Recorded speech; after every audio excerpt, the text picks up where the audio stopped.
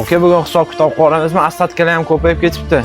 Aka, kassada bir so'm pul yo'q. Hozir bozorlik qilib kelgan aka. Kech payt lekin bo'ladi. Kech payt bera olsam bo'ladimi? Aka, kecha ham shunaqa dedingiz, bugun ham shunaqa deyapsiz. Ishchilarimga oylik berishim kerak. Aka, bugun aniq berib olasizmi?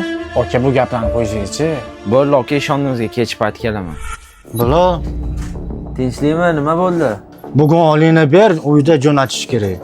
Bugun как раз do'konlardan pul olishim kerak. Olib berib yuboraman, xo'p?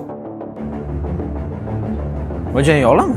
Shu dedilar, u yoqda narsa taxlab turishadi. Ya, aka, shu yerdami deysiz? Ya ukam, yaxshimisan? Nima gaplar?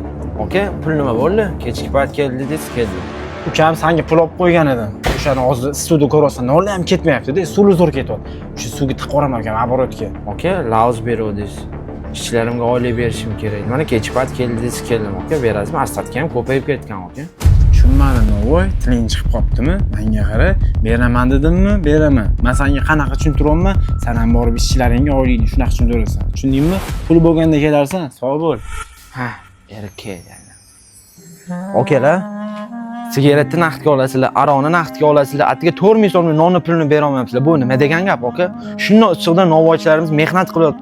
Ertadan kechni man ishlayotibdi, aka. Shundoq issiqda mehnat qilyotibdi. Shu nonimizning narxi 4 ming so'm. Ayrim tadbirkorlar shuni ham berisha olmayapti. Tez bitta like bosib, yaqinlarga jo'natib qo'yamiz.